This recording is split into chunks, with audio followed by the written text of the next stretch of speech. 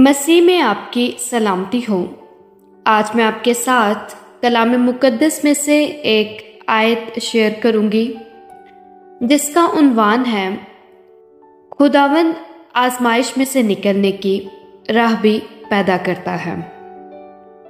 तो आइए कलाम मुक़द्दस में से देखते हैं पहला करंथियों 10 बाब 13 आयत।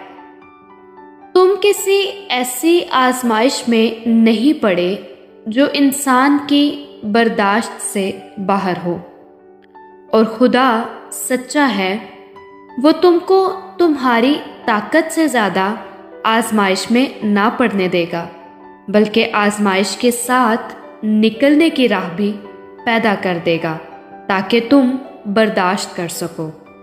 आमीन। आइए इसी आयत की एक बार फिर से तलावत करते हैं। पहला करंथियों 10 बाब 13 आयत।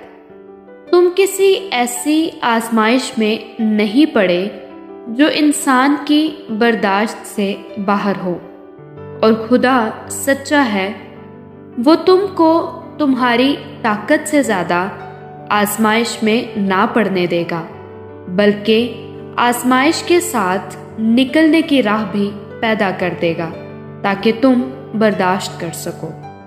आमीन। खुदावंद आप सबको बरकत दे।